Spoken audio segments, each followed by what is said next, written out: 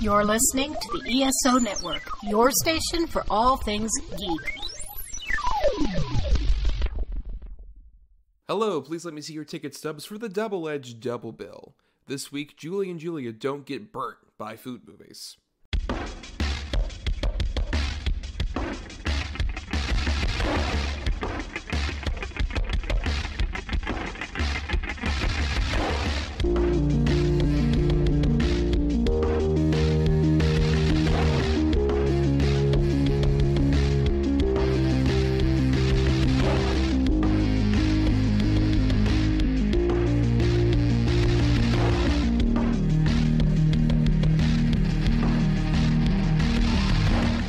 Each week, Adam Thomas and Randy will come to the table to discuss the randomly selected yin and yang of a double feature.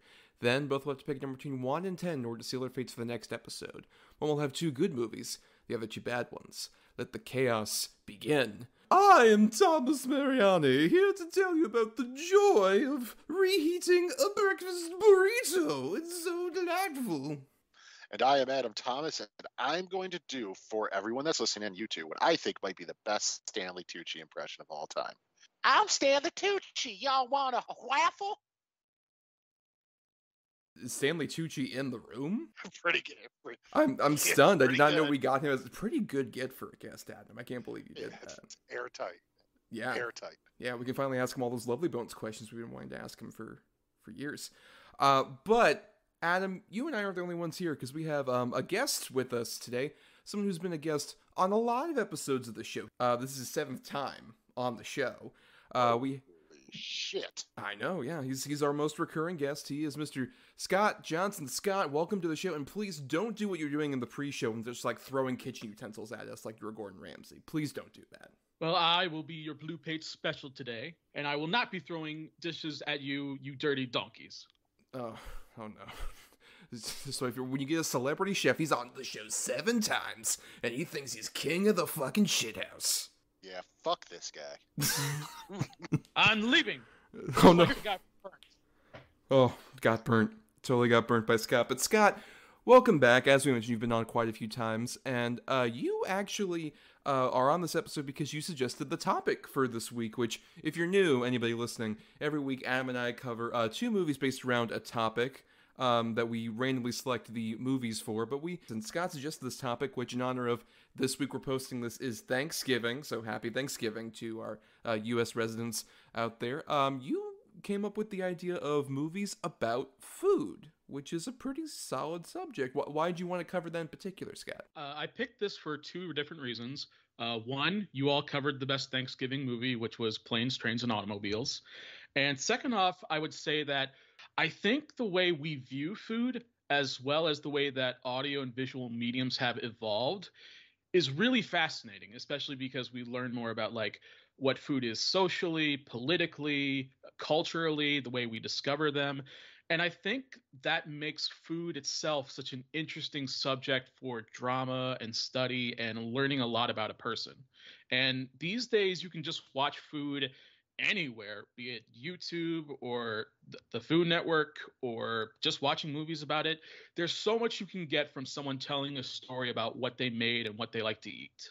That is true, yeah, especially you can make food look cinematic if nothing else. Like, we're not covering any animated films as of on this particular episode, but if you watch like any Studio Ghibli movie and you look at that fucking food, you're just like, damn, I know this is like drawn on paper, but I want to eat some of that shit. That's the thing, is even it transcends like the medium to where it could be like totally fake looking food, but you're still like enraptured of like, I want to eat that. Like, they're both the movies we're covering today to some extent, especially the good one, is not one you want to watch on an empty stomach, because you're just like, oh god, it looks so good. But would you generally agree with all that, Adam, about food as a cinematic thing to show off? Oh yeah, man. And especially there's like a whole new, pop culture thing around food, and even, celebrity chefs, and, like How Big Is Hot Ones and First We Feast, and, all the different cooking shows that are on Netflix. There's like a new one every fucking week. And then you had, a guy like Anthony Bourdain, so hugely celebrated and still looked up fondly. There's something about it. It's much like film and movies. It can be a communal experience where you go to the theater to see something with somebody and you just enjoy it and love it. It brings you closer together. It's the same way with cooking a meal with somebody or for somebody. It very much intrinsically ties into sort of a social experience. Yeah, and I think both the films we're talking about today cover a lot of that ground, or even like that whole idea you say it's like a new concept. I guess it's like relatively new, but for at least like since the dawn of the new millennium, like the celebrity chef has been such a huge thing. Like they get so popular that like Gordon Ramsay is a producer on one of the two movies we're talking about today. Like that's how much power they can eventually wield, or even like Anthony Bourdain, who, like, along with being, obviously, like, having, like, the documentary series and the documentaries that he also put out, he was also a guy who talked a lot about movies anyway. Yeah, you can kind of look at Julia Child as the first, like, worldwide known celebrity chef, but the 90s is where that really exploded, because you have people like, people on Food Network, like Emeril Lagasse, Alton Brown, and Wolfgang Puck, and Nigel Lawson, and then there's people like Lydia Bastianich and Jacques Pepin, and then the whole, like, rock star celebrity chef idea grows with Gordon Ramsay, and you can basically find any sort of interesting food because we've kind of realized how Western the perspective is on like showing off food, especially like very fancy, expensive, like artistic Michelin star food. But then there's just so much more we seem to learn every day about how food can be discovered and enjoyed. And people who like might come from the outskirts of nowhere have this amazing thing that you've never discovered until now. Honestly, like one of my favorite cooking shows, even though the guy is kind of a meme, but I think he's really embraced it and just kind of like done a lot of good in the world with it. Guy Fieri's Diners, Drive-Ins, and Dives, despite how much of a fucking joke of a show it kind of is. When you actually watch that show, it's really fucking entertaining, and you get like a real sense of community when he just comes in and he's like, oh, this is great, I love it. It's just like, oh, this frosted tip angel man coming in and blessing my food. You want to live in Flavor Town. You know what I mean? Damn right. My dream. These wings are the ultimate slammer jammer. They are out of bounds. Oh, when's the Guy Fieri biopic coming? Guys, come on. Jonah Hill's Jerry Garcia. Give me a break. Give me Jonah Hill as fucking Guy Fieri. You know. The problem is that if you get him to do that, it would just kind of be like him doing his This Is the End version of himself, but in Guy Fieri cosplay. That's true. That's all it would really be. Well, we're not talking about Mr. Fieri, despite how much we want to today, because we're talking about two movies we selected at the end of our last episode randomly. We had two bad picks from Adam we chose between and ended up getting Burnt. And then we also had two good picks, and we ended up with my good choice of Julie and Julia. But we're going to start first with Burnt.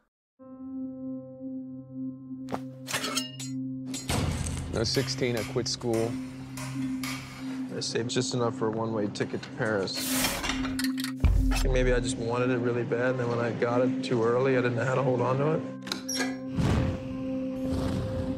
What do you want? I'm gonna run the best restaurant in the world. You sure he's famous? If you're a chef, he's like the Rolling Stones. I don't want my restaurant to be a place where you come and eat. I want people to sit at that table and be sick with longing. So, where you been? Louisiana. Doing what? Sniffing, snorting, injecting. If you try to start a new restaurant, there are at least a dozen people who will try to have you killed. The kitchen's the only place I've ever felt like I really belonged. I loved every minute of it. The heat, the pressure, the violence.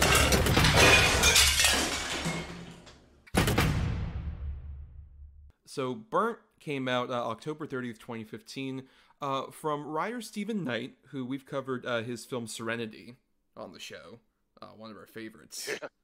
Yeah, that's a movie. Yes, and it was directed by a guy named John Wells, who's directed like a couple other like smaller movies. But interestingly, this is another one of those movies, we've talked about this thing plenty of times, that was on the Hollywood blacklist, where if you don't know, every year there's a survey that's put out from like industry people about what are the best unproduced scripts every year. And in 2007, this was on that list along with a few titles that were also on there. Burn After Reading, The Town, Jennifer's Body, The Wrestler, The Revenant, Selma, and The Wolf of Wall Street. So it was a pretty hot script, to the point where a lot of people were involved in the production at certain points, including David Fincher was going to make this, with Keanu Reeves in the main role, amongst like several different directors that almost happened. That would have been interesting.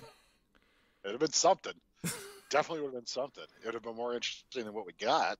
Yes, because that's the thing, is that Burnt, despite all that sort of interest and buzz around the script, it ended up coming out in 2015 to no real interest, like just sort of like an apathy, and just kind of got dumped out there to no acclaim or fascination or even huge derision. It just kind of disappeared off the face of the earth. But we watched it, and Adam, it was your choice.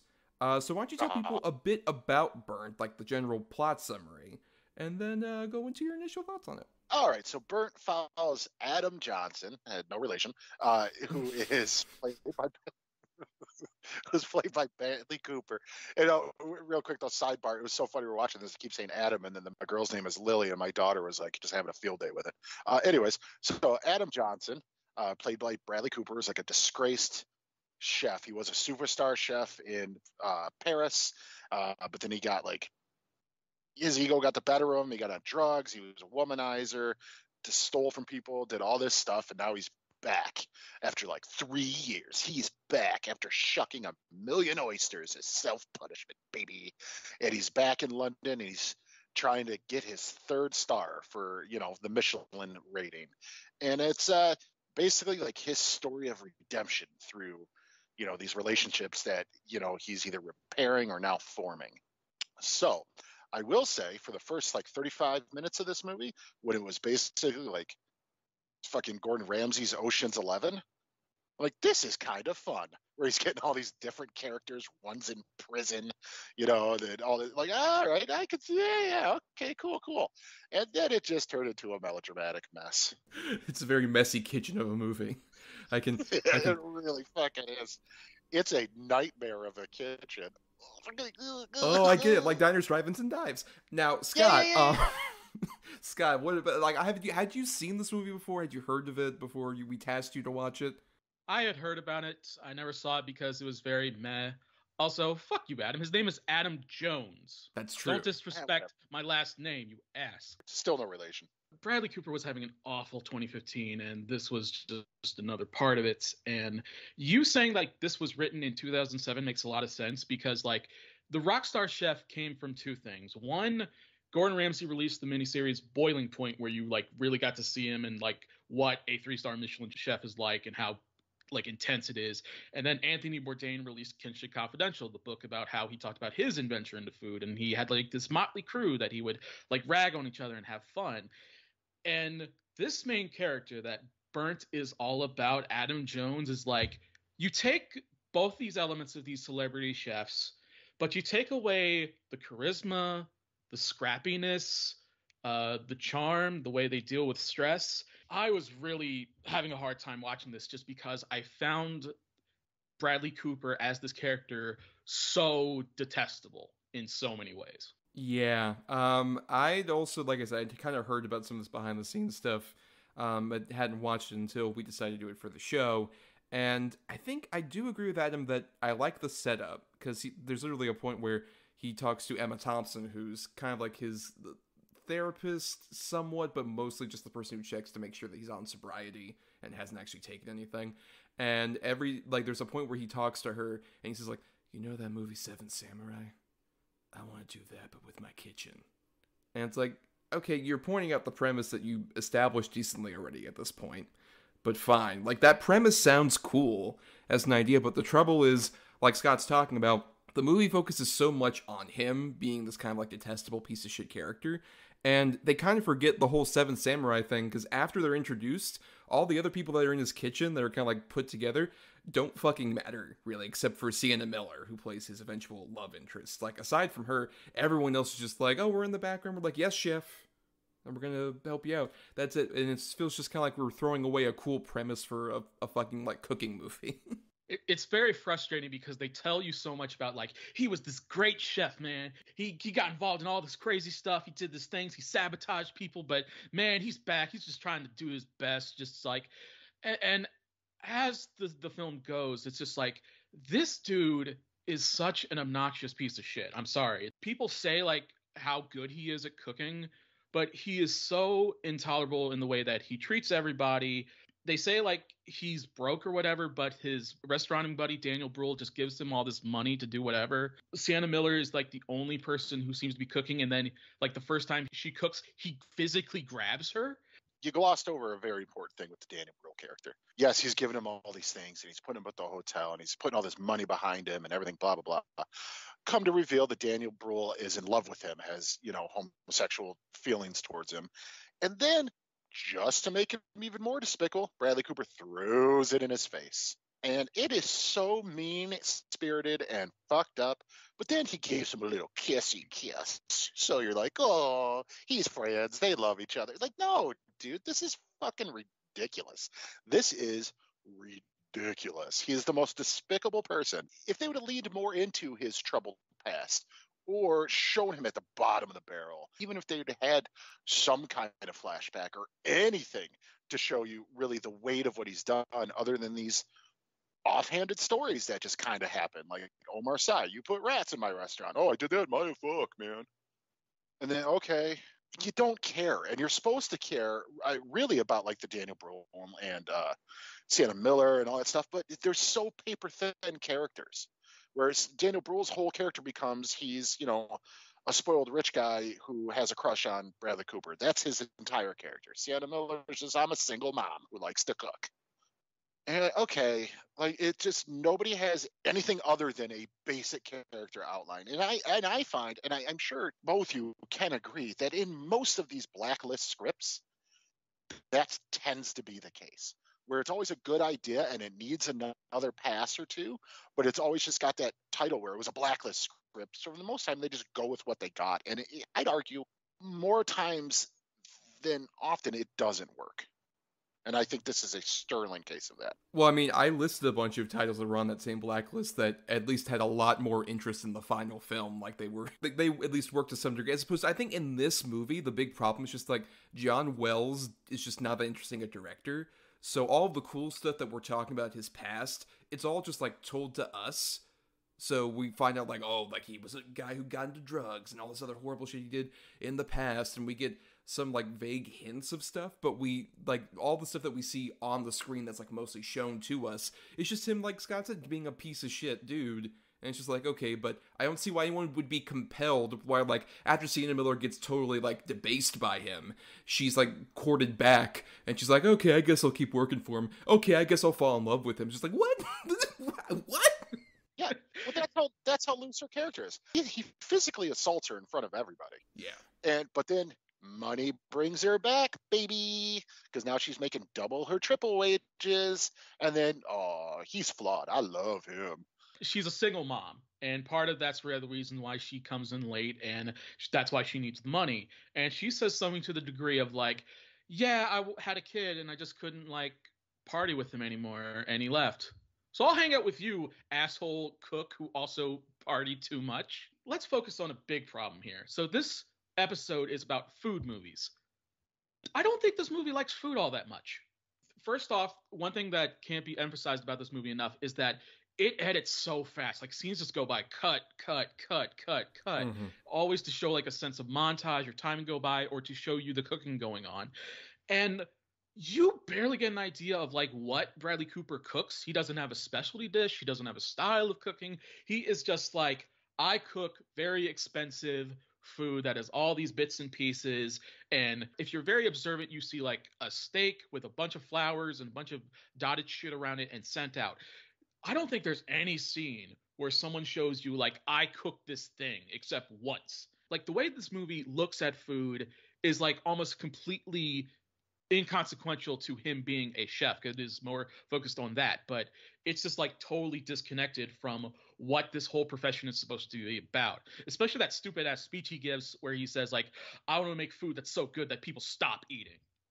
What the fuck is that? Well, because he's a loose cannon. He's a renegade chef. Don't you get it, man? You just don't get it, bro. Like, what he's good at is not necessarily cooking a specific dish, or like Scott said, like having anything like specific about the passion of cooking food, as much as just like he's just determined to cook it. Like there's a whole sequence after he's been accosted by some drug dealers the whole movie, and then at a certain point he gets beaten up, and then they hear like, oh, the Michelin guys are actually here at the restaurant, and they just like, oh, I'm battered and bloody, but I must get up and cook. And it's just like, oh, I don't care. I don't fucking care, dude. It doesn't seem like you have any fucking passion except just to cook. Like you're a fucking cooking robot as opposed to a human who likes to cook things. That actually would have been a more interesting plot line if they followed, where he's just past his prime. He cannot keep up with the new trends or anything like that. And he even says that, you know, and they even say, oh, he does it the old way. Then she comes in and comes up with the idea and he's all on board for it, blah, blah, blah. But then, you know, everything happens. And then he goes to the guy he used to work with when he's all fucked up and tries to kill himself. And the next day, the guy's like, you're the best of us. We need you because you're constantly pushing the envelope. Bleh. What a waste of Matthew Rhys. Because okay. First off, let's point out this is inaccurate. He keeps giving him shit because like he has a chef that's kind of like a science lab, which is not that out of realism for some like 3-star restaurants. But he's also like, you cook shit in condoms. You do the sous vide shit. It's like, dude, if you were cooking in Paris 5 years ago, sous vide has been something they've been doing for decades. So don't you dare act like your version of cooking is all that like incredible or extraordinary, especially when the movie won't show us what the hell it is. This film has many opportunities where you could like see what they're going on, but either it doesn't give you enough development or it just gives you a very shallow idea. Like I like that there's a scene where the daughter of Sienna Miller is at the restaurant and he's like, one of the guests wants a cake. I don't make cakes. You made her come in here during the birthday. You make her a fucking cake. And it was like Daniel Bruhl having a bit of a spine. I'm like, oh, that's nice. And he makes her a cake. I don't know what the kind of cake it is. And she eats the cake and kind of like sasses back at him. But they don't develop anything more with the daughter and Bradley Cooper. Right. Though, to be fair, there was kind of a point where I'm just like, man, if he just did a thing where after she's like, I've had better, he just like slammed the cake like, how fucking dare you? I might like give this movie 5 stars if that happened. I would have laughed. That would have been better. Instead of Sienna Miller kind of peeking out of the kitchen and going, maybe he could be a good dad. Right. Yeah. That's literally the whole idea of that. You're like, get the fuck out of here with this. And then his therapist, who's testing him for drugs and alcohol, finds him sitting on her steps, still in a bloody t-shirt with a wound above his eye. And she's like, yeah, come on in. Everything's cool. Well, because it's Emma Thompson, so it's just like, oh, I'm delightful and British. I'm going to put the kettle on. She literally says, I'm going to put the fucking kettle on. Oh. But he kisses Daniel Bruhl, so all is forgiven. It's weird how we have never talked about a Bradley Cooper movie on the show before. I find him so fascinating as a star presence. He feels like an old school movie star, but for a new generation in a way that fascinates me, and I like the trajectory of his career. And it's so weird that you put him in this particular role where in theory, like, okay, a kind of rough around the edges dude who still has like a passion, in this case, for cooking, that could be a perfect role for Bradley Cooper. And when you put him in this particular part, you don't get much insight into him. I think the only time you get a bit of insight, I think the best scene of this whole movie is when Alicia Vikander is introduced as his ex at that party. And she just quickly puts off a thing about, like, I was pretty bad when you last saw me, but I've quit addiction. And then she pulls out a cigarette. Instant great way of showing off the fact, like, she's progressed somewhat, but she still has a vice that she has there. And then she's like, my dad wanted me to send over the knives. Do you want those? Yes, I want those knives. That's a really good scene. I agree. But they sort of downplay because in the very next scene, he's sitting at that, fish market all night because his vice is cooking. You're like, for fuck's sake. Well, because he gave everything else up, Adam, including women. That's one of the vices he gave up. Isn't that so daring? Oh, sure, you gave up women, yeah. Yeah. Oh, for fuck's sake. And like, here's the thing with Bradley Cooper. Like, Bradley Cooper played a chef before. There is a Kitchen Confidential series Fox made. It's actually, like, really fun, but part of the joy of that show is that he's one part of a very fun ensemble. And it kind of disappoints me because I think this film has a pretty good supporting cast. I actually really like Sienna Miller.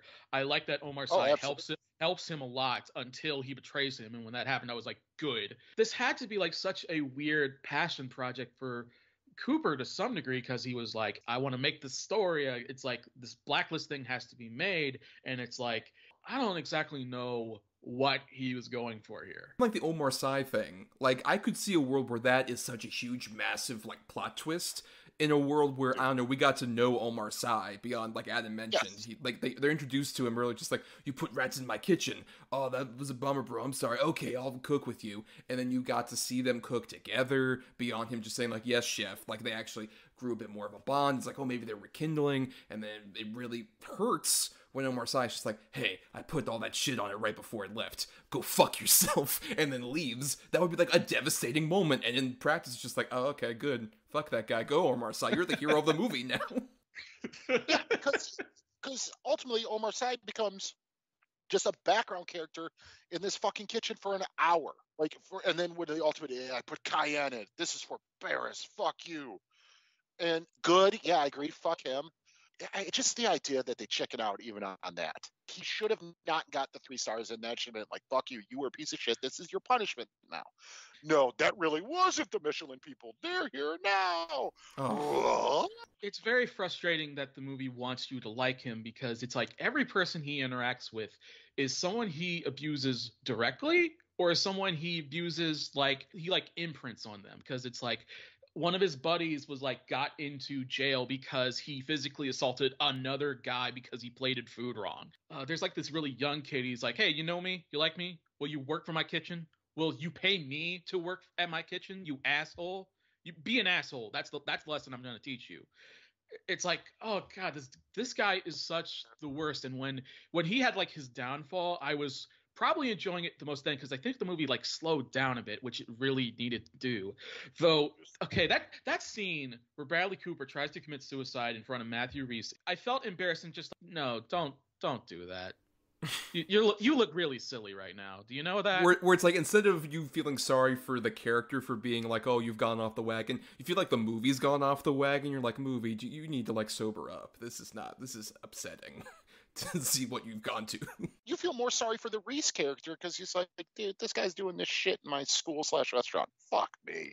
I get it's trying to be this redemption story or blah, blah, blah, because it clearly isn't about cooking. I mean, we've established that. It isn't. It should be. It's not. But it's supposed to be a redemption story for this asshole character who his biggest redemption, he throws his book that he marked down $1 million into a river. That's it. The rest of it is just, okay. Like, there's nothing in this that makes you legitimately give a shit about anything that happened. Do more with these people. You have this incredible arsenal of character actors and really good European actors, but you just let Bradley Cooper be a dick.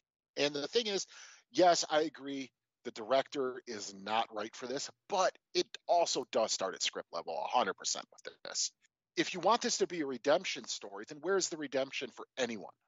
If you want this to be a sort of accepting your place in nowadays times in whatever profession you choose, where is that? Because he just easily adapts everything and everything works out for him. With like the script level thing, this feels so much like a script and production that feels mangled a lot of the time. Like Scott kind of mentioned the over editing and some of this other stuff. Like, I am so convinced that the script that David Fincher wanted to make was not something that resembled whatever the fuck this was. This feels like a cool idea that got really overdeveloped in a way that just like it doesn't work, because there's seeds of interesting things in here. Like, even you mentioned like the whole Michelin thing, where it's like initially it's like, oh, it looks like he completely got screwed over by Omar Sy and can't do anything. And then it's like, oh, it turns out the Michelin guys are actually coming in this night. The other people weren't the Michelin people. This is your chance at actual redemption thing. Even though it's like, the redemptive thing would be for him to be like, well, I can't have that thing I always wanted, but maybe I can discover my passion for cooking again instead of being a celebrity chef. I don't know, that seems like a very basic thing. But at least that feels like some kind of progression for a story. Or if you wanted to make it like, I don't know, the whiplash of cooking, because there's definitely guys who take like the intensity of it way too seriously and they have horrible like burnout, or their lives are like not the same as they were, or they die early. That would fit. But this movie doesn't really want to commit to that narrative. Instead, it wants to have its cake and eat it too. When he found out that that wasn't the real Michelin people and he's all fucked up still and he just had this huge crisis, he fell off the wagon and blah, blah, blah. To me, the thing that would have worked is hand the kitchen over to Sienna Miller then and let her do it. His time has passed at this point already. Give it to her. She's more than capable. But no, it's got to be him. He's got to be the hero. He has to fucking succeed and win in the end. And it's completely unearned. 100%. And also, just a shout out to, we mentioned this ensemble cast kind of being wasted. Two people we haven't even mentioned because they have like one scene each in this movie. One, early on, Lily James is like the love interest of the one guy who's kind of like the younger guy that, as Scott mentioned, was like being told to be an asshole. David. Right, the David character. I believe his And she's basically the one who gets exposited about like what a Michelin is and how good he is, which is like, he's like, if you get 3 stars, that means you're Yoda. He's got 2 stars, so he's like Obi-Wan Kenobi or whoever Alec Guinness played. Ew. That's so great. And then 2, fucking Uma Thurman as a food critic. Who, what the fuck was that about? right, who early on, like, it just, she was like, he comes up to her, it's just like, look, Uma Thurman, I meet you again. She's like, oh, I can't believe it. You're the biggest mistake of my life. I'm a lesbian, yet I slept with you, Bradley Cooper, because you're the hottest man around. Even a lesbian has to sleep with you. Just like, what is this bullshit? What does this have to do with anything? And not only that, but she's used as a tool both to like help out Bradley Cooper and also like hurt other people. Like, man, she had like one bite of food that we didn't even get to see. And oh my God, he's the best chef ever. It's like, movie, you do not know anything about this industry other than what people might have told you. Just go home, movie, you're drunk.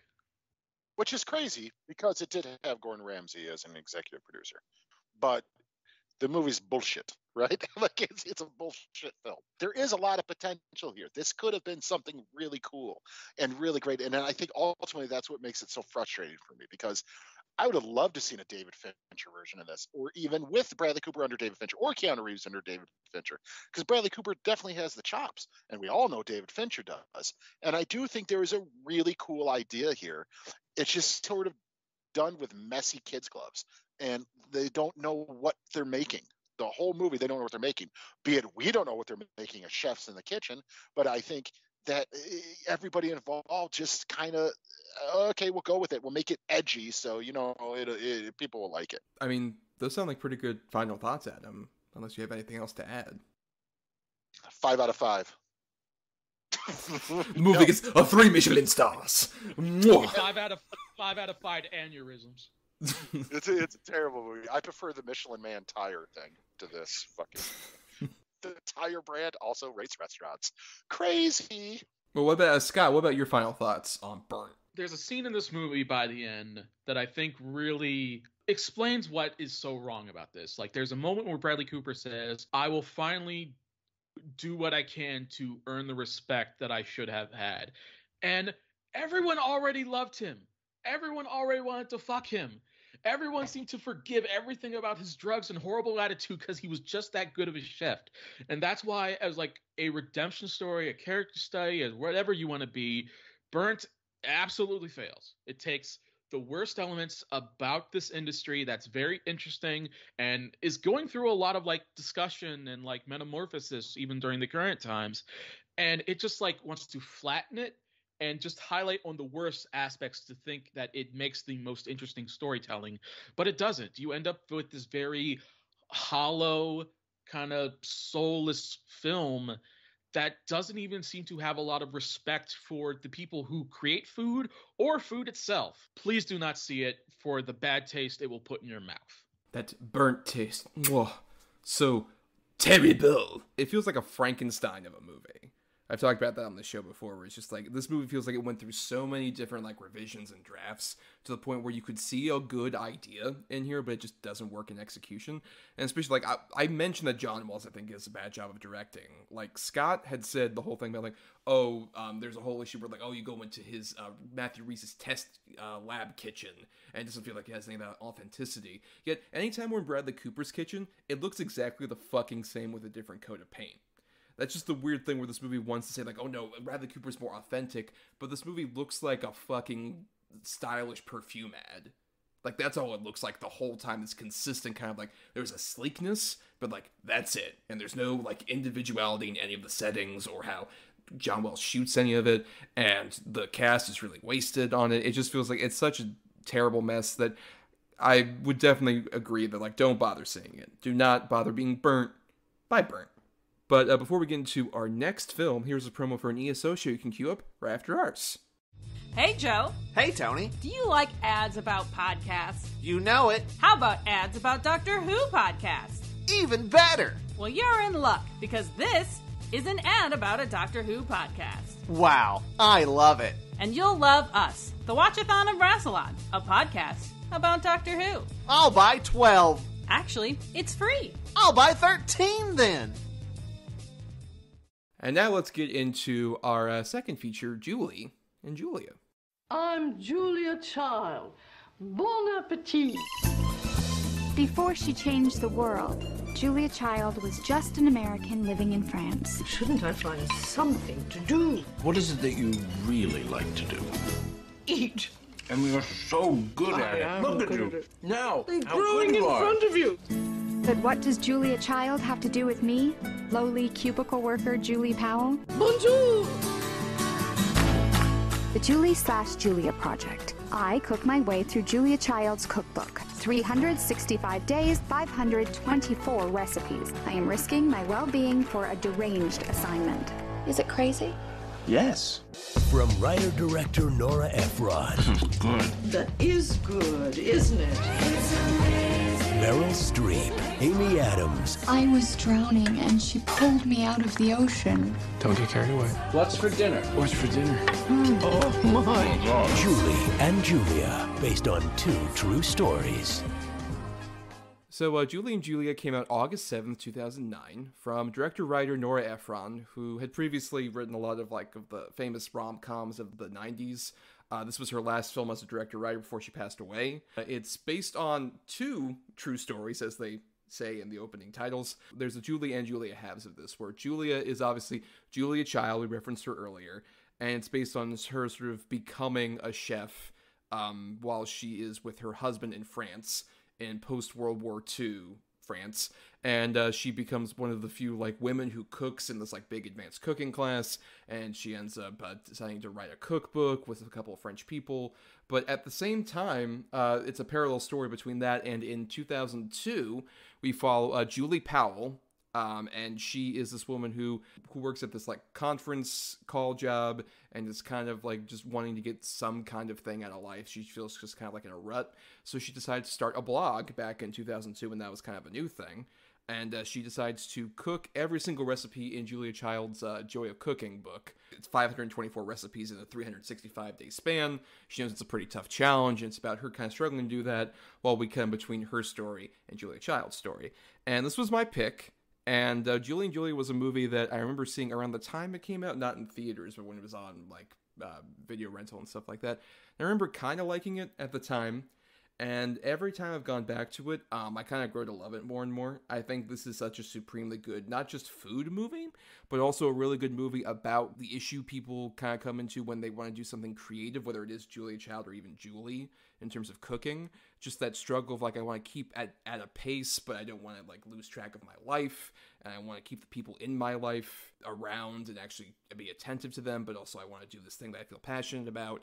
And even about new media, I think it's a really incredibly insightful movie, especially even for 2009, looking back on 2002. I think there's a lot of stuff to this movie that makes it, I think, a movie that a lot of people dismissed at the time, said, oh, Meryl Streep's good as Julia Child, but I think is much better than I think some people give it credit for.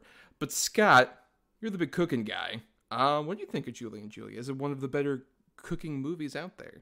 Similar to you, I also think I watched it around the time it came out, probably on streaming or DVD.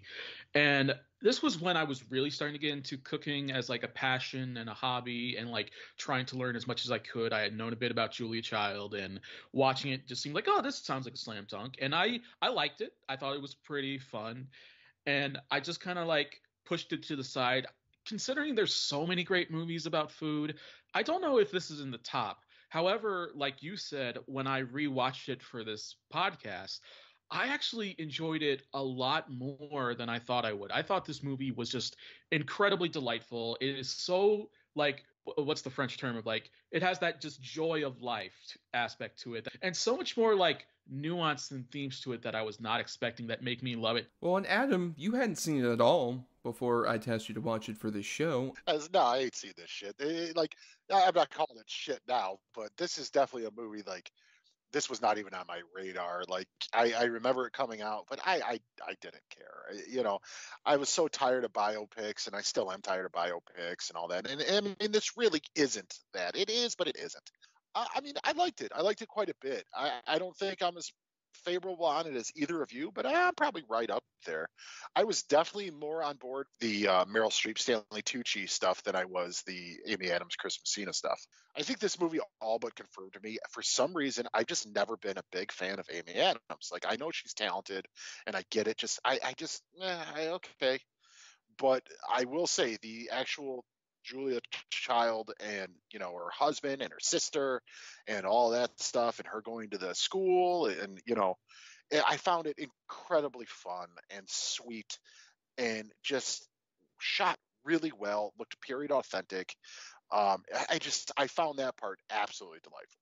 I think I had a similar thing where, like, I liked the movie at the time when I initially saw it, but I think a lot of people even had this opinion at the time that, like, oh, the Julie stuff isn't nearly as interesting as the Julia stuff. But I think that's why when I've gone back to this more and more, I think I've liked the Julie stuff, maybe not in as much as like, oh, I think they're on equal level. I think the movie's really pointing out the fact that she's a woman who is constantly in the shadow of, like, not just the people in her life, like the scene where she goes over to her friends and has like the lunch, and she instantly is just like, oh yeah, I don't have as interesting a life. I'm just kind of like in a rut, and everyone else is like going beyond me. I'm reaching 30 and I don't know what to do with my life, so I'm going to start this blog thing. I think it's a really good encapsulation of just kind of like, as I've sort of progressed into, I'm doing this stupid podcast that's not nearly as successful as Julie Powell's blog, but I had that sort of similar thing where it's just like, oh man, I know the struggle, like trying to put yourself out there with a creative art form on the internet, and initially no one gives a shit, and you eventually find an audience, but you're still in that worried state of like, oh, how am I gonna like stand out? How am I gonna do something different that really speaks to people to some degree? And I like how, especially with the Julie stuff, like it's so much of like her getting obsessed with the idea of doing this, and how that weighs on people around her, where they're like, oh, you're doing a great job of cooking food. Yeah, did you know this thing about Julia Child, that she had this specific thing and this? Oh yeah, that's interesting. Yeah, so I really like the food, and by the way, yeah, but what about this Julia Child thing that you didn't know about? Just like when you get like so into a project and you become so knowledgeable about this stuff and you want to express it to people, you sometimes don't consider the fact that it's just like, oh, they don't find this nearly as interesting as you do. In particular, where Chris Messina is so supportive and so enjoyable as like the husband character, but when he reaches that point, it's just like, oh my god, I'm so regret telling you about this fucking blog thing. I don't like it weighs on him in a believable way. It's a great movie about sort of like the relationships that you build with people, and how you realize like, oh, your own creative projects can weigh on people when you don't consider their needs at the same time. I think it does such a great job of contrasting that with the Julia Child stuff to me. I don't know, was that maybe an issue with you about the Julie stuff, Scott, compared to the Julia Child stuff? That wasn't really so much of an issue for me watching it this time around, where you are right. At the time, I felt the same as everyone else, where it's like, Julie's just not that interesting. It's fine. It's all about Meryl and how great that performance is and how interesting that life is. And I think you can't help but notice it, just because like Julia Child and her life and just her being is such this over the top, amazing, fascinating thing, where she like lived in Paris. Her and her husband were spies. She learns from like the Cordon Bleu how to be a chef, and takes on this great project. Versus Amy Adams is just a woman trying to live in like post 9/11 New York.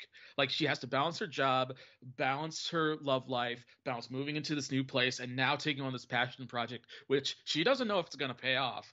But it just becomes a more interesting thing, where I could kind of like empathize with her a lot more and really see what she was going through. Like, I think this movie works better in 2021, especially because we know so much about like trying to balance your work and your hobby at the same time, and then when your hobby then becomes your new work, or like when you have the opportunity to try and balance versus, Julia Child, all respect to her, but she had this money, she had all this time, she had a decade to work on her book with partners, versus Julie, who had 1 year to work on all these things at once. And I really came to appreciate how Amy Adams emphasizes all this. This actually really made me really like Amy Adams again, because I feel like she's been taking a lot of roles that are not very good, and also they're too big. Her playing Julie is a much more subdued role that I think she's really good at, where she can just really let her acting speak out, and as you watch this character change over time, you get more obsessed, but also learn the lessons of like everything that's going on in her life. But didn't you see so much of that nuance in her role as Lois Lane in those DC movies, Scott? And how much they use her so well in those movies, right? Isn't she so great in those movies? But, I mean, I also will say, like, I totally get it with the Julia Child stuff, because it's all so, like, enjoyable. And I think it's one of my favorite Meryl performances, because she's giving, like, such nuance to a person who, like, I knew Julia Child was like, oh, she's the lady who, like, cooked, and Dan Aykroyd did that impression of her on SNL, like, shit like that. But she gives her, like, so much nuance, and it's also a credit to her and Tucci in this movie are like, this is couple goals. Like, they are such a good husband and wife team together. Oh, God, man. Oh, fuck.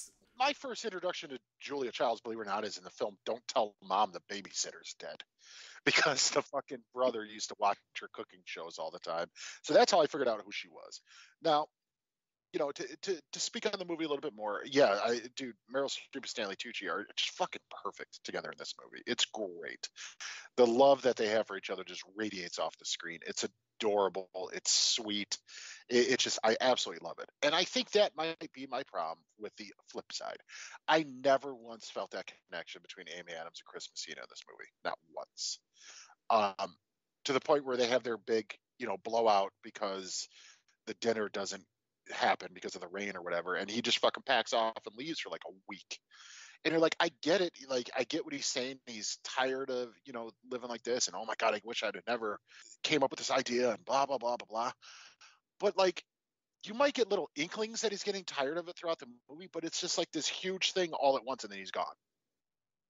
And it didn't work for me at all. I totally disagree with that, because I think the whole movie, like, is him being not necessarily, like, being as, like, interesting as the Stanley Tucci character, I agree, but he's a really supportive husband who cares about, like, her actually having this thing initially. It's just like, look, you deserve to have this, like, hobby that actually gives you a bit more fulfillment than your job. I want to support that. I want to help you with that. Like, the whole lobster scene, I think, does a great job of expressing that, like, oh, they do have a connection with each other. It's different than the Stanley Tucci and Julia Child stuff, but it still is, like, there is a real love that's there, and that frustration ends up happening. I think it's just the difference between two different time periods of these two couples, where both of them are working. They both have completely different situation than the other two. That's not really what I'm saying. I guess what I'm saying is I never even felt the chemistry between the two either. I could see the chemistry between them, but it's not as, like, again, Paul and Julia Child are like explosively loving. It's like there's like no flaws in their relationship almost, and they're always hanging out. And Tucci is just delivering it. Like that bit where he walks into Julia Child and she's just cut all those onions. It's like, I can't come in here. It's really fun, but Chris Messina is a lot more like passive in the way that he helps out Julie. I also think when you look at the Julie segments, it's not as much about their relationship as it is about Julie learning to love to write again, or learning to cook, or learning to take this passion and really drive it and escalate it to this big thing.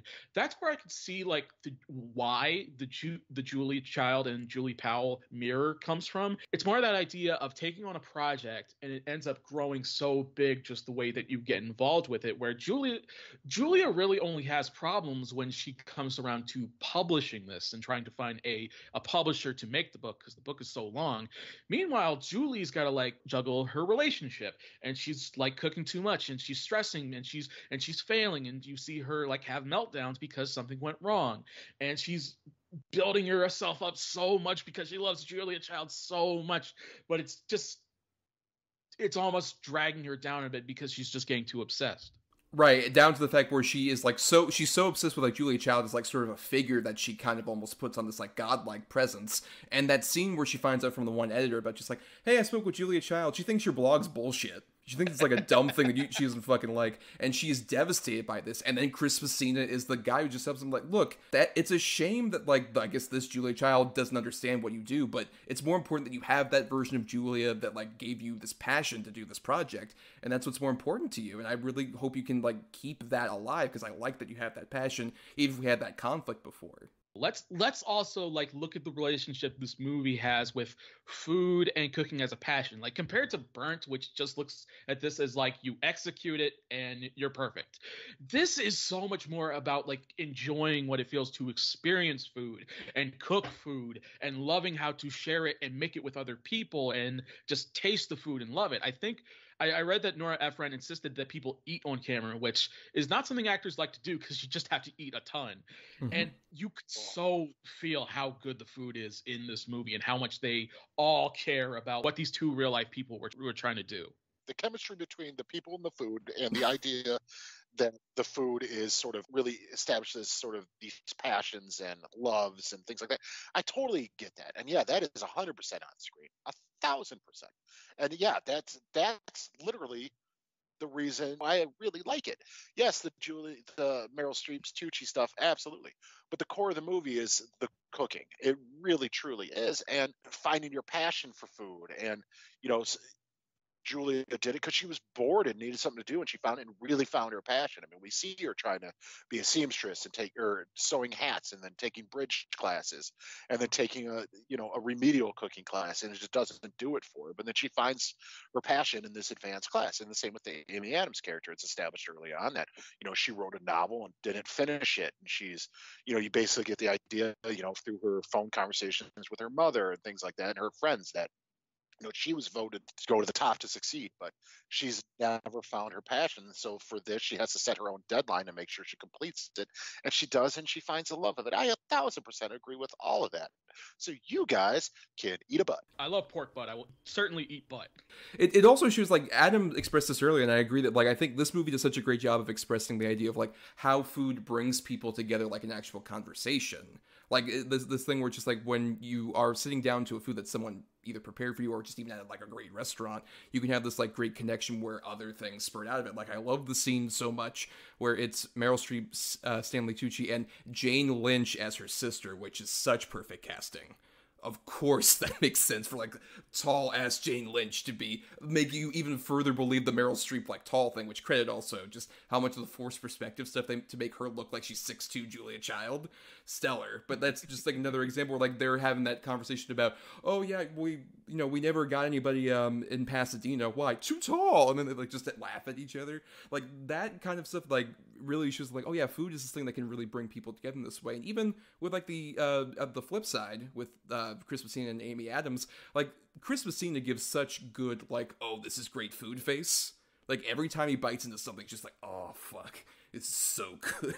This is so immediately great. And you see that passion, and it's shared between that couple. At the same time, it's also shared in any of the scenes where, like, Julia Child's preparing something for somebody. It shows that even these two people who are in such different perspectives and different time periods can find, like, that same connection with people through making food for them or eating food with other people. I also think there's that sense of relatability when it comes to Julie's part more than Julia. Like, nothing against Julia, but it's part of also why I came to love this film more on the second watch, just because of how much the way we look at food as social media has developed, or how we talk about food has changed. Like when she's like, had a shitty day at work, made a good meal and that tastes good, that's relatable. Or it's like, I made this food and it fell on the floor and I feel miserable, that's relatable.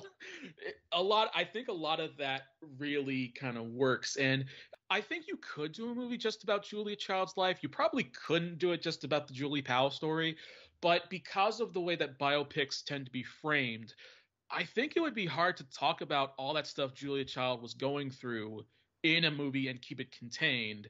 And that's why I like this dual perspective that Ephron is pulling off here, looking at both of these characters' lives and the inspiration you get and how food brought them together, and that was their impact on the world. I think that really makes it a more unique and enjoyable kind of film experience, especially compared to a whole lot of other food movies.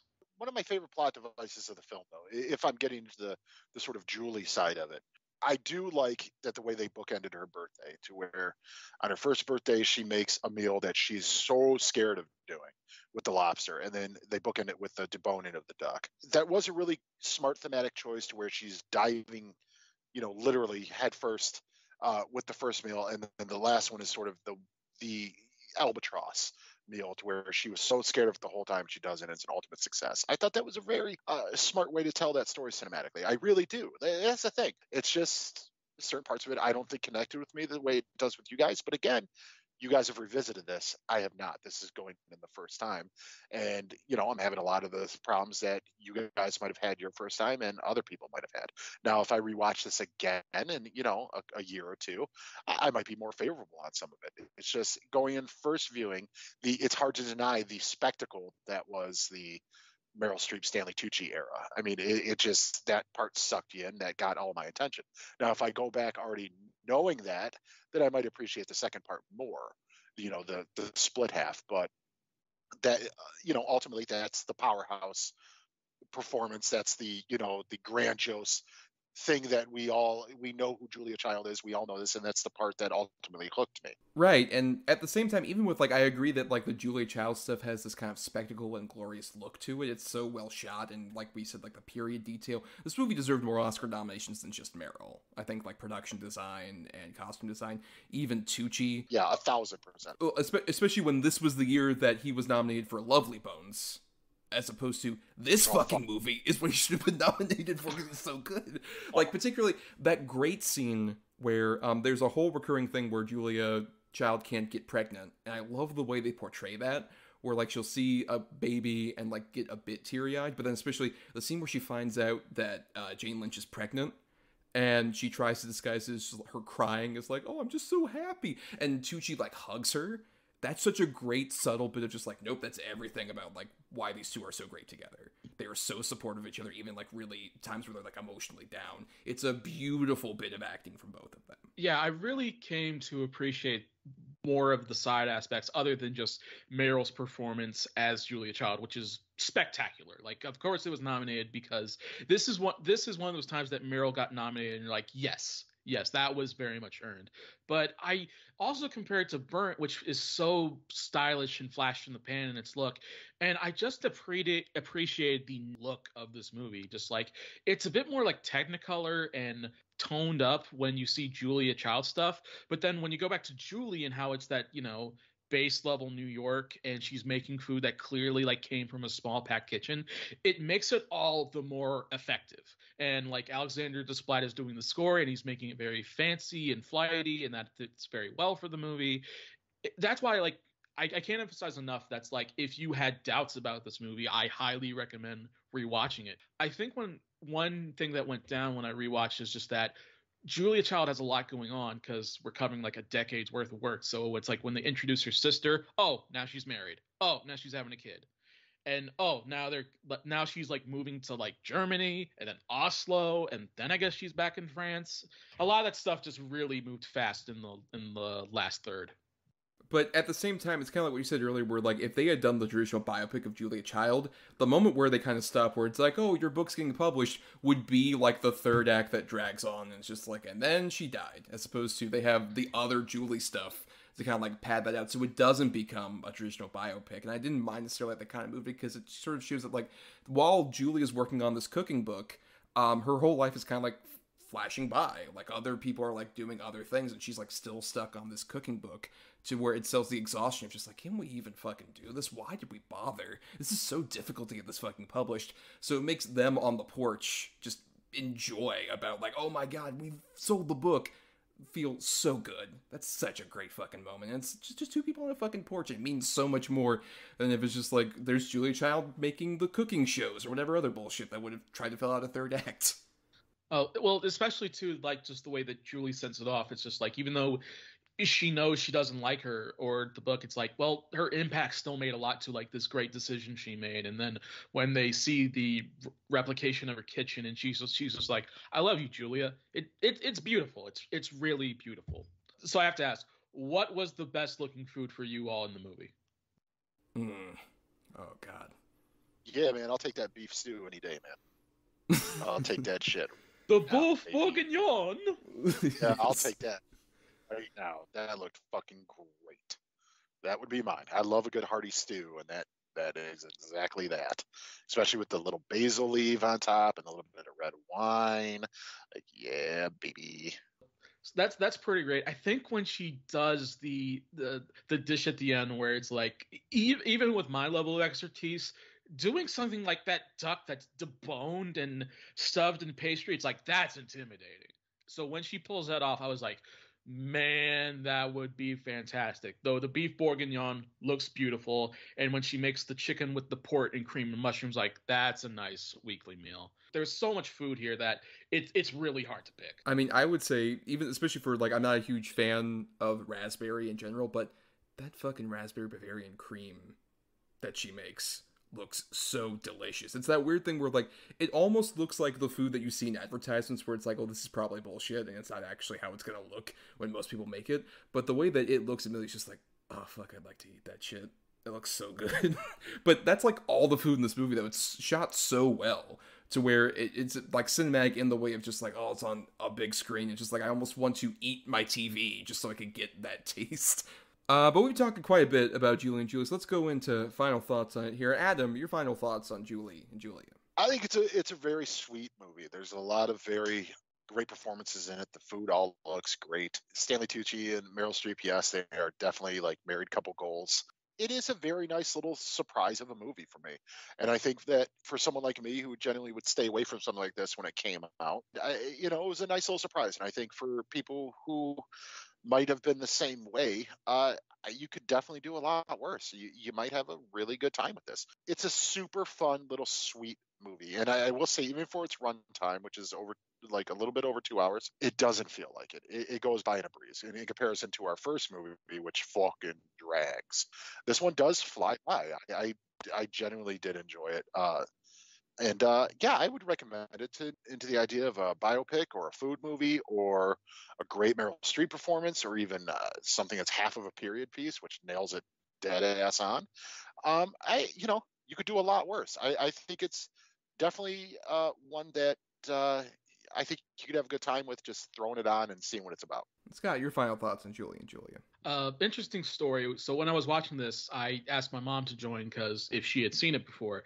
And as we were watching that movie, Julie was poaching eggs, and my mom just got this brainstorm of like, I made this recipe one time that had poached eggs and potatoes and bacon and all this stuff. I'm going to try to find that recipe. And she spent an hour looking through old cookbooks trying to refine that recipe because it just came as a flash as she was watching it. And I think that is a testament to what this movie says about food and passion and everything that both of these real life people wanted to do. It is an effortlessly charming film that has a whole lot more to say about like work and being inspired and passion and just making something you want to, not just for yourself, but for other people. It has that the term I was trying to find was joie de vivre. And it'll certainly give you a lot to do. Yes, Julia Child from Beyond the Grave, finishing Scott's thoughts there. Stanley Tucci and Julia Child in the same episode? Such a star-studded cast. But yeah, I mean, I agree with what everyone said here. I think this is like the complete contrast of Burnt, where we didn't feel any passion that's going on here. This is a movie full of passion, whether it be from like the Julia perspective or the Julie perspective. There's a true passion, just like, I want to accomplish this thing, whether it's writing this cookbook, the first French cookbook written in English, or on the opposite side of things, Julie trying to take that cookbook and prove that she can make all these recipes within the span of a year and try and advance, like, having, like, her writerly voice actually come out in some way.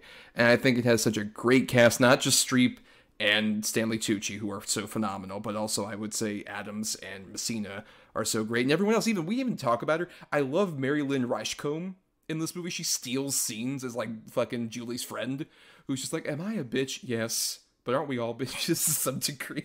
Like, she's so fucking funny in this movie. And so it's like there's a lot of other great people in here. It makes it like a movie that could have been just dismissed in a way of just like, oh, it's one of many movies Meryl Streep got nominated for an Oscar for just kind of showing up.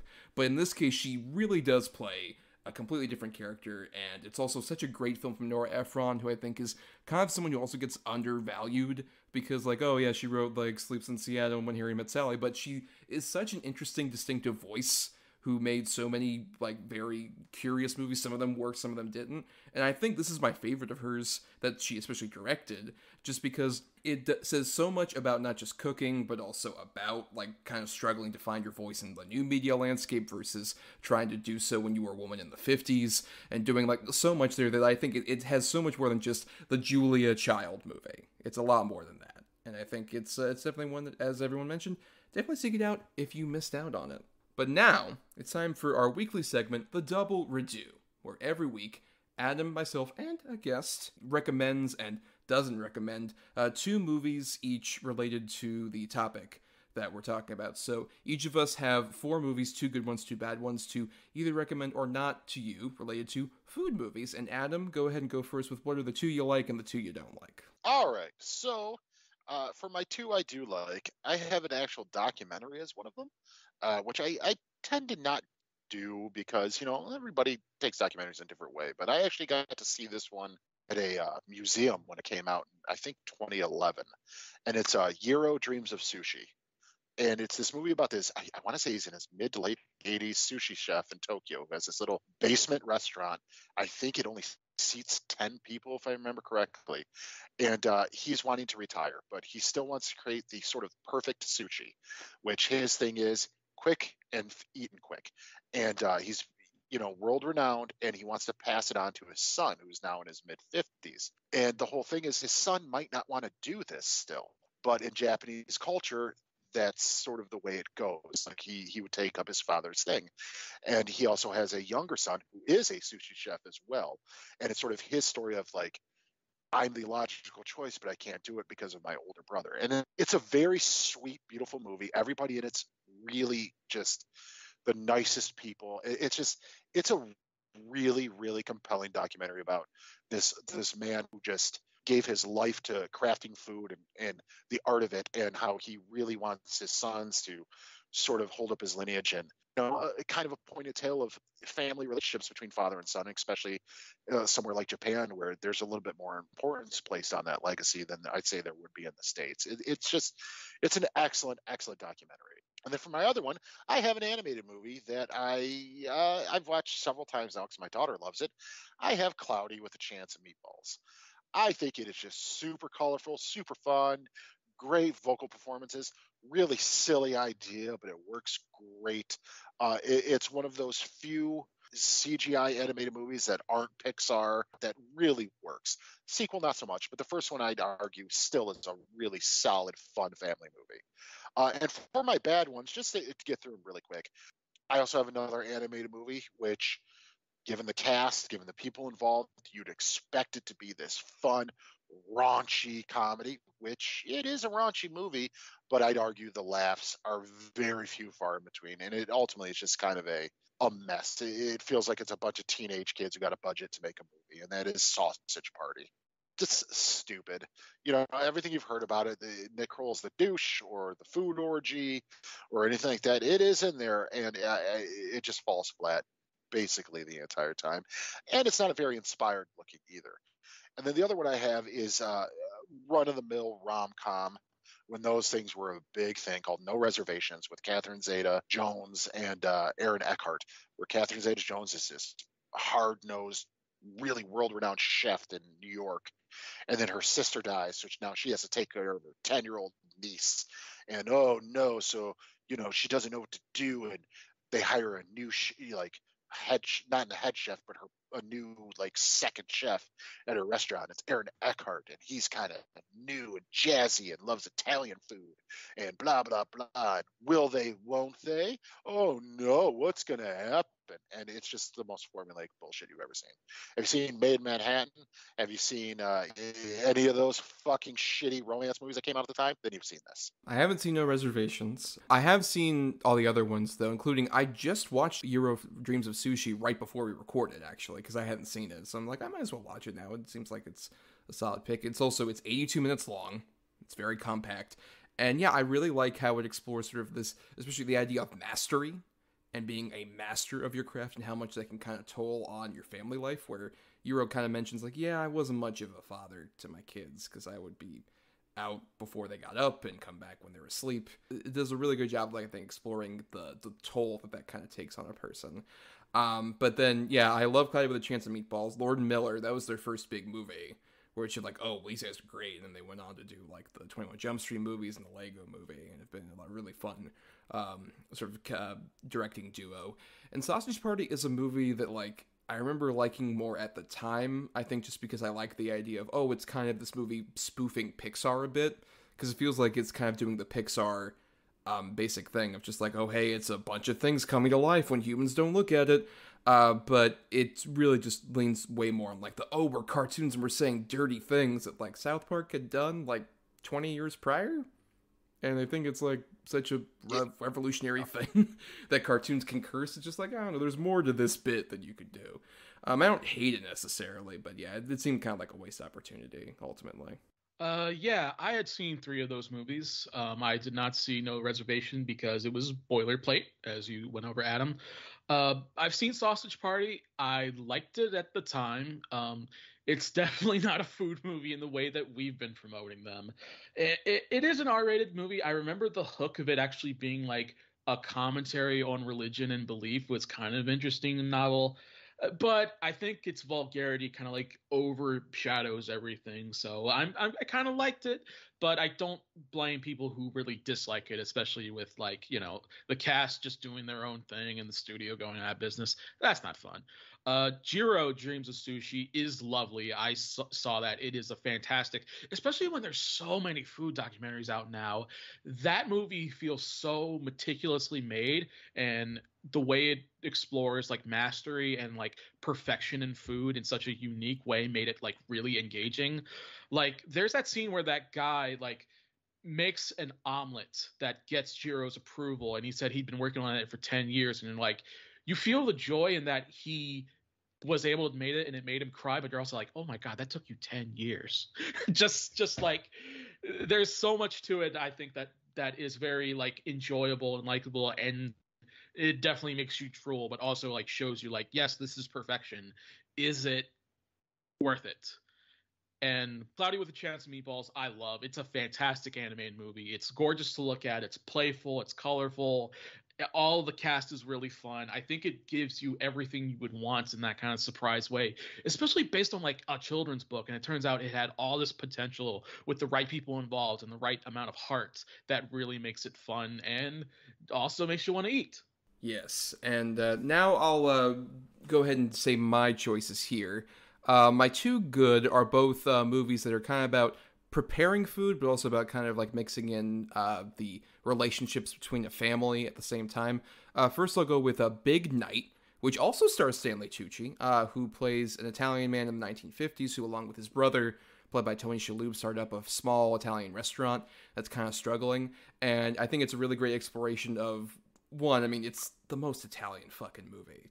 Like, it's up there with Moonstruck. It's just like the most Italian. I had to do it. I couldn't deny my birthright to recommend Big Night out there to people.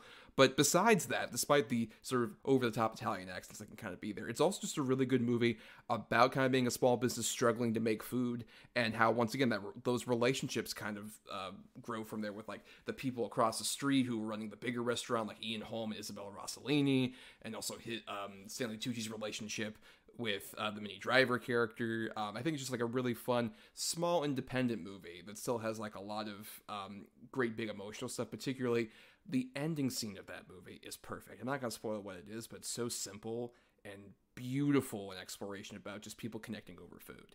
It's stellar. And the other one I have is the alternate choice we almost did for the show, Eat, Drink, Man, Woman, which is directed by Ang Lee. It's about a retired chef who lives in Taiwan. He's a widower, and he's trying to connect with his 3 daughters who live under him. And they all have various different sort of stations in their life. One is like a college student. The other one is more of like a more successful business person at an airline. The other is also trying to be a chef in the same way of her father. And what I love about that movie is it has such great food cinematography. The opening sequence of this movie will make you drool with how good the food looks, but also it shows an interesting way where like all these people are connected by the meals that they have together. The biggest thing they have is like the dinner they have as a family every night, where they try and connect with each other. But they all are on such different paths, and the way their lives go is so fascinating, where you think certain people are all put together at the start of the movie. As the movie goes along, it's like, oh, that person went on a completely different successful route, the other one, they're kind of failing, and some of this other stuff. It's such a great little dramedy that also just really shows like how food can bring people together under the right circumstance. And then my bad, one is it's one I kind of recommend as a funny bad movie. It's a horror film called Ice Cream Man, which stars Clint Howard as the titular ice cream man, who is basically like killing people and putting their body parts in the ice cream. And it's about really like a bunch of these kids, like small 10-year-old kids who are trying to stop this ice cream man from killing people. And it's such a bizarre movie that has so many like poor choices in filmmaking that's like kind of just fascinating. I almost, like I said, kind of recommend it for the silliness of it. And Clint Howard is going full on with the way he says stuff like, oh, I need some grenadine for my ice cream treats. It's so fascinating. It's a movie I kind of want to cover on this show because it's so weird. But then the other one I have is a movie that like isn't that memorable, but I just wanted to shout it because I think I'm part of the only audience who's ever seen this movie. It's called Bone in the Throat. It's based on the Anthony Bourdain novel that he did. And it's basically about like this big restaurant in London that has a bunch of run-ins with like gangsters, and Tom Wilkinson's in it. And it's this kind of forgettable movie, but at the same time, I realized when I was looking at food movies, I saw this at South by Southwest, and I realized it only screened at that screening I went to. Like, it's never been, like, theatrically released or VOD released or put on, like, straight to video or anything. It's only screened that one time. So I'm part of this one audience that's seen this fucking movie. And I get why it's never been screened anywhere and why you all don't have to avoid it because you don't have any access to it. Because it's a boring, dull movie that just shows even a big movie with the pedigree of Anthony Bourdain can completely not exist. Like, at all. Okay, so I have seen one of those. I bet you can guess which one. Were you at South by Southwest? Yes, he was at that screening. Was this podcast destined to be fate? Yep, Tom Wilkinson is my dad. Hence the first name, Thomas. Big Night and Eat, Drink, Man, Woman, I have never seen. And obviously I haven't seen Bone in the Throat. But yeah, Ice Cream Man, it's ridiculous. It is so ridiculous, but it is absolutely one of those you have to see it so bad it's good movies. Clint Howard, it's like, in a weird way, it's the role he was born to play. Like, it's so bizarre. It's so stupid. And the one kid has an obvious fat suit. Yes. And it's like the worst fat suit I've ever seen. It's not even a fat suit. It's like they just put a towel underneath his shirt. It's like a pillow. It's like a pillow. Clearly a rigid pillow underneath this kid's shirt. And yet I'm there for it the whole time. Yeah, that movie's fucking batshit crazy, but it's awesome. I have only seen your two good movies. I have not seen Ice Cream Man, not that I would be against it. And when I heard about Bone to the Throat, I was like, that's weird. Why have I not heard of that? And, well, now we know the secret origin story. I saw Big Night because Stanley Tucci just has a show on HBO Max called Stanley Tucci Searching for Italy. And if you liked him as Paul Child, this is him going all out about how much he loves food. And that inspired me to see Big Night.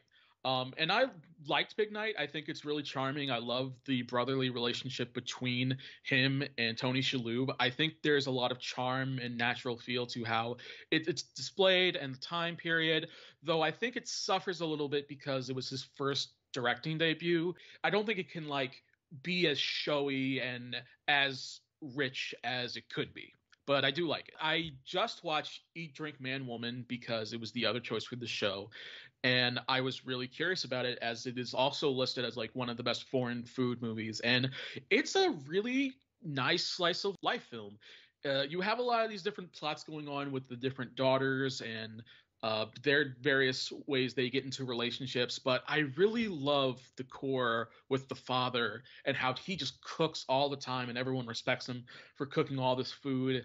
And people love what he does, but he just has these doubts in themselves or how he can connect to his daughters. I love that, like, there's the one little girl that he says, like, my mom makes bad food. He goes like, I'll make great food for you. And he's like, so I made you spare ribs and I made you chicken noodle soup and I made you bitter winter melon and I made you this and this. And it's just like, oh, this guy. It's like, I can really see why like Ang Lee got really big for making this story because I think it is very personal in a very, very impactful way. Right, and that opening sequence, right, Scott, where they're making the food over the opening credits, right? Oh my God! if binging with Babish, he could spend an entire year cooking all the recipes from that fucking movie. Oh my God, there are so many things. Yes. And now, Scott, you have some choices of your own. Yes, I do. So for my good recommendations, they're kind of similar. The first one is the 1987 Foreign Academy Award winner, Babette's Feast. It is a Danish film directed by Gabriel Axel, and it's about two sisters named Martine and Philippa who dedicate their life to their father in Christianity, who denied suitors for years. One rainy day, a French woman named Babette appears in front of their front door, who is a friend to one of the suitors, and they do the Christian thing by letting her stay. And then she wins the lottery and decides to spend all the money on this grand feast for everyone in this really small village. It's just a gorgeous, beautifully told tale about piety and passion and how you create life for yourself.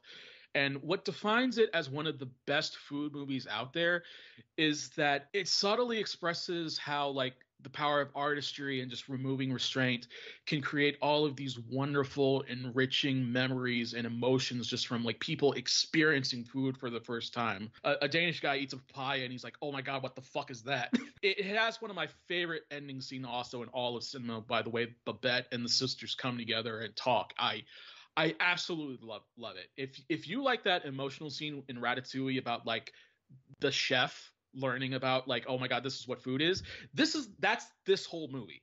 If you give it time to ripen, it'll just warm your heart, and you can watch it on HBO Max. And my other choice is another Foreign Academy Award winner from Denmark, this time from last year. It is Thomas Vinterberg's Another Round. And if you haven't heard about this movie, it's a group of teaching buddies led by Mads Mikkelsen, who are all going through a midlife crisis, wondering what's gone wrong with their lives. They get the idea to follow a Danish professor's theory of living a better life if you were just drunk all the time. And you get to see them get drunk and just the highs and lows about how it affects their life, their school, their work, their relationships, and just watch it all play out. It was one of my favorite movies of last year, and I think it has, like, the most nuanced look at alcoholism I've ever seen in a movie, because it just recognized that it's not that alcohol is good or bad all the time. It's more like drinking is just ubiquitous in our society and in Danish society, and we craft so many major moments to the feeling of being drunk or drinking at holidays or special events or huge memories. And it's very, like, a very talky and joyous kind of film that's also, like, very real about the fear of addiction or how you can fuck up your life. And I think that just makes it all the more personable and impactful the way it explores these things. And it also has this really incredible, amazing ending that has a big impact. So if you wanted to see another, like, Oscar-nominated film that's not just poignant and real, but also really fun, Another Round is what you want to see, and you can watch that on Hulu. For my bad movies, I have picked 2010's Eat, Pray, Love. Eat, Pray, Love is based on the best-selling memoir by Elizabeth Gilbert, who goes across the world to find herself by going to Italy and India and Indonesia to do all the above. And man, it was right at the time, but it is one of the most navel-gazing, entitled feeling movies you'll ever watch. There's this really stacked cast, but so much time is dedicated to listening to Julia Roberts play a very insufferable character who seems to have everything but is unhappy and is trying to find herself. And it's a movie about self-love that's just brim with all this faux feel-good self-love aphorisms that just center around someone just being very self-centered and this expensive, obnoxious cultural tourism. And if I can go off on a little rant here, not to dismiss you, Thomas, but they only focus on food when they go to Italy. And I'm sorry, but Italian food is everywhere. It's so popular everywhere you go. It's like, okay, you ate pasta and pizza. Big whoop. Anyone can see that. The fact that you ignore the food in India and Indonesia, which have so many different flavor and techniques and history and cultural significance, oh, you fucked up movie. It's so bad. To quote film critic and podcaster Brian Salisbury, Eat, Pray, Love can eat shit and die. And then my other pick is a bit controversial. It is the 2013 film Drinking Buddies. And a lot of people love this because it is a Joe Swanberg mumblecore romantic film. And I was excited to see that as I was really getting into craft beer at the time. And it's about, like, these two groups of people who develop relationships at this brewery. And it is just one of the most boring, unbearably dull films I've ever watched. You have Jake Johnson and Olivia Wilde and Anna Kendrick and Ron Livingston, who are all connected, but it's that problem where this movie feels so naturalistic to the point where it's just listless and flat, and everyone reacts in a very flat and blank matter to anything. Like the fact that they work for a brewery doesn't matter. Like there's not really any consideration for alcohol. It's just this really bad romantic comedy that's kind of like, if you know like the last 20 minutes of a romantic comedy where like people realizing they're not good for each other, so they have to get with someone else, it's like that, but stretched out to 90 minutes. It's all improv, and it's so low key to the point of just being listless, and I cannot recommend it one iota.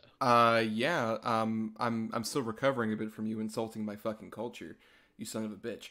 But and mine with all the drinking movies. I know. Fuck.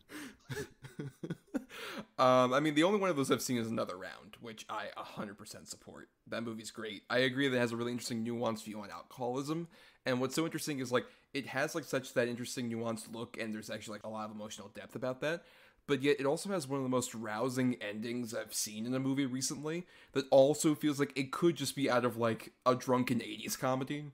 Like, you're expecting Rodney Dangerfield to show up just like, hey, everybody, let's drink! Like, at the end of that fucking movie.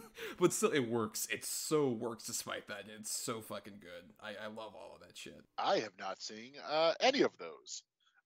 So, not going to be much help on this. Although, I have been interested in seeing Another Round. A, I love Mads Mikkelsen, and B, it's gotten such high marks. It's one of those, it's always on my radar, but I always forget about it. So, this nice sort of memory refresher to check it out. So I definitely will do that. Expand your cinematic palette. Yes, indeed. And, that's the end of the segment, but we usually like to end by repeating our titles. Okay, my good titles were Gyro, Dreams of Sushi, and Cloudy with a Chance of Meatballs, and my bad was No Reservations and Sausage Party. And my two good picks were Eat, Drink, Man, Woman, and Big Night. And then my bad picks were Ice Cream Man and Bone in the Throat. And my good films were Babette's Feast and Another Round. And my bad films are Eat, Pray, Love and Drinking Buddies. Yes, and we encourage you all to submit your double review recommendations for food movies through the various channels we'll comment on here as we start exiting the show, that we'll get into our picking for next week. Stay tuned for that. In the meantime, though, some people to thank, like Chris Oliver for the intro and outro music used for our show. Listen to more of his music at chrisoliver.bandcamp.com. Thanks to Christian Thorlally for our artwork. Follow him at Night of Water. That's night with a K _of_water for more of his great stuff, especially on Twitter. And you'll find a link tree over there where you can find his Instagram and other stuff. And we also want to thank our Patreon supporters at patreon.com/DEDBpod, where for just $1 a month, you all get to vote in polls for movies and topics that we do for the show, and also listen to bonus podcasts that we put out, at least one a month, though we do plenty of other bonus ones. And to illustrate that, this week, you'll be able to vote for our December topic. We have two options here. We've been kind of mulling over for a while, and we decided why not have the Patreons choose between these two. There's either actor directorial debuts, so an actor transitioning into being a director, versus musicians turned actors, so an example of a musician actually getting in front of a big film and basically being the star of it. And also look out for, we'll have a bonus podcast where we do our show Telebilsion that we do in our rotation, where Adam and I each cover a show the other person recommended. And for that episode, which will be out by the end of November, we have two shows that are having second seasons coming out very soon. We have my recommendation to Adam, which was How To with John Wilson, and his recommendation to me, which is The Witcher. So we'll be watching the first seasons of both those shows and talking about them. Yeah, I'm really interested about what you're going to feel about The Witcher. I really, really am. We will see. I think this might be one of the ones that you might have issues with. I don't know. Well, we'll be curious to, and I have the same thing with How To with John Wilson. I'm very curious to see what you think of that. And that'll be available to any of our patrons we really appreciate, including Scott, who's one of them. Thank you so much for being a patron, also being a guest on the show. Please, Scott, plug yourself. Where can people find you on the internet? Who, me? Oh, well, thank you very much. You can find me on social media like Twitter, where I go by Scott PJ Thoughts. That is Scott with two T's, letter P, letter J, thoughts. If you are interested more in my opinions on food, you can find me on the website porchdrinking.com, where I talk about beer and pop culture and just various breakdowns. And also, I am now a writer at the website Film Cred, where you can hopefully see some of my articles that are now playing out. And if you are a Patreon of Film Cred, you can also read their newsletter that I helped pitch for November, which is Cozy Cred, and a special article I wrote for them. Don't let anybody write on Film Cred these days, I swear. Anybody do their stupid things on there. Not me. No, that's true. Not everybody. They have some standards. That's a good point. Do you want to join the party of idiots? No, I don't have time for that shit. I barely have time to do this. Good point. Well, there's such short shows that don't go on forever. But for more of our own individual stuff, you can find us on Twitter and Facebook at DEDBpod, where we post stuff related to the show and all sorts of updates and such. And also you can submit feedback to us either there or at doubleedgedoublebill@gmail.com, all spelled out. And if you can't support us on the Patreon for the $1 a month, that's cool. You can help us with a one-time purchase over on the TeePublic store for the ESO network. There's a link in the description for that, where you can buy a mug or a t-shirt, all sorts of other stuff with our lovely logo on it. Also, there's a Black Friday sale that's going on this week that we're releasing this given Thanksgiving. So that'll be starting, I believe, on the Wednesday. Right after this comes out, so you'll be able to even buy our stuff at a bit of a discounted price, though we still get a bit of a kickback, so it really helps out if they do what, Adam? Buy our merch! Buy our merch! Oh, Julia Child's my favorite spokesperson we've ever had. It works so perfectly. She can sell anything, even our shirts. But for more of my own individual antics, you can find me on Twitter, Instagram, and Letterboxd as @NotTheWho'sTommy. I also do some writing at both film-cred.com. Yes, they even allow me to write things out there, just like Scott. And also on my blog, marianithomas.wordpress.com, where for the first time in a while, I did write a review over there. I was compelled to for Ghostbusters Afterlife, the recent release, the new Ghostbusters film. I was so compelled to write about how much I thought it was a depressing example of how culture and film has completely dissipated into nostalgic bullshit. So read about that. I thought you were inspired by the humbling power of Julie Powell and blogging, and how she tried to work so hard to make a blog that people could read. Look, we all want Julie Powell's thoughts on Ghostbusters Afterlife. That's the main thing we want from her. You can find me on Twitter or Instagram at Atom or Adam. That's ATOM_OR_ADAM. And I'm also on Letterboxd at Schwanson. That's SCHWANDTSON. And for more of our antics, you can subscribe to us on Apple Podcasts, Spotify, Stitcher, and other podcasting platforms. If you're listening on ESO, why not listen to all the other great shows on the network? And you can also dig into our archives on our Podbean main feed, for including a bunch of episodes we did before we joined ESO. And anything else, if you can't buy the merch or you can't support us on the Patreon, the completely free way to help us out is to rate, review, or share the show around. That gets us more visibility on the internet. Make us like the Julie Powells of movie podcasting. Help us out. Yeah, I mean, whatever it takes at this point. I mean, I feel like we're asking for a lot sometimes, and really we're not. We're just asking for a click of a fucking button. I mean, the holidays are coming up. Don't you want us to eat? Don't you want us to be able to buy presents for people? Help us out here. Good God. Please help. Adam has a poor little crutch. He's like, please, I want to live to next Christmas. Please, for God's sakes, I want to buy a goose. Yes, buy a goose that he can cook.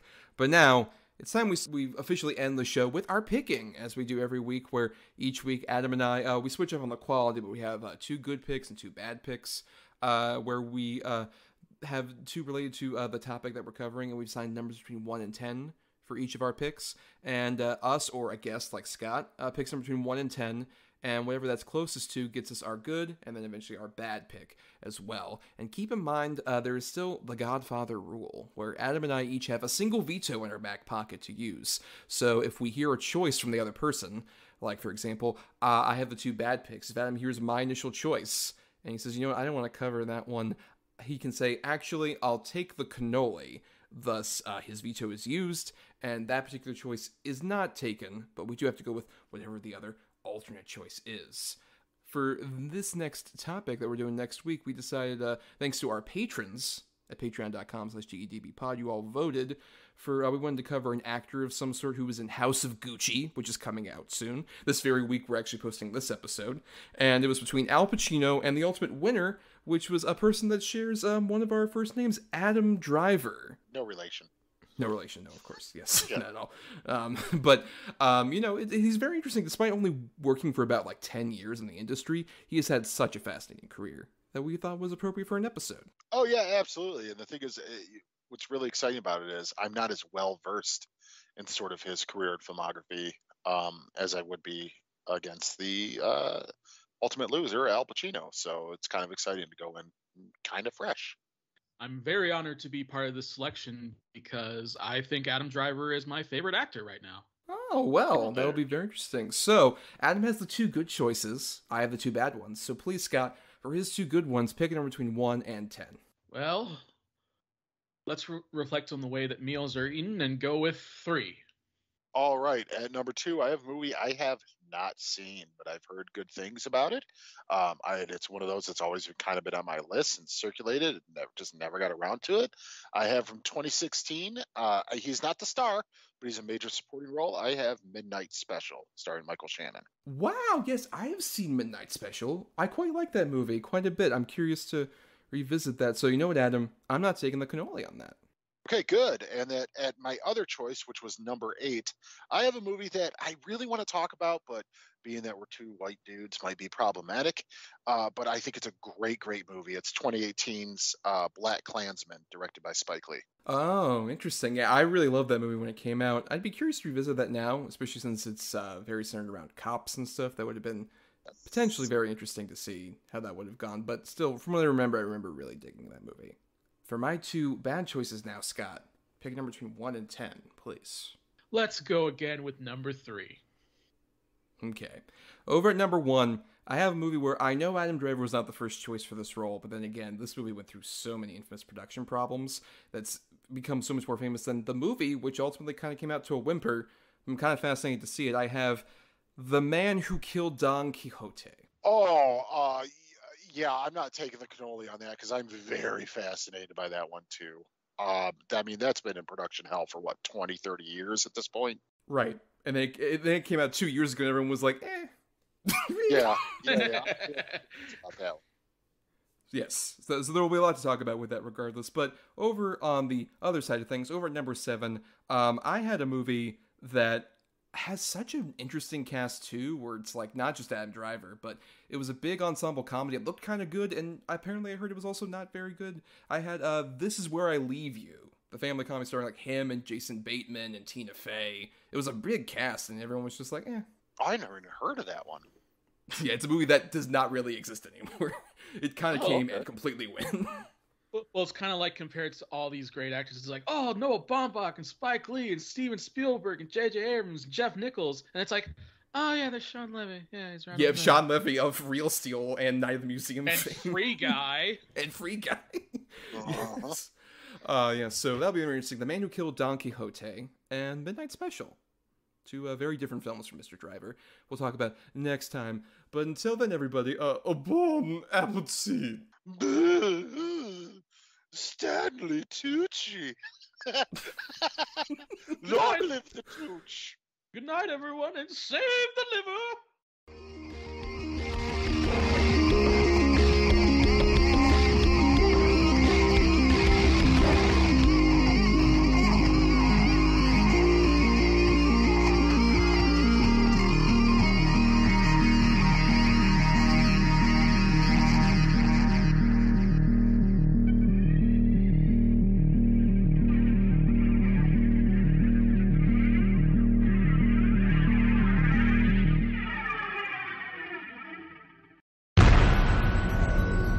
This has been a broadcast of the ESO Network. Be part of the crew and help support our shows by donating to our ESO Patreon or by shopping at the TeePublic store, which can all be found at www.esonetwork.com. The ESO Network, your station for all things geek.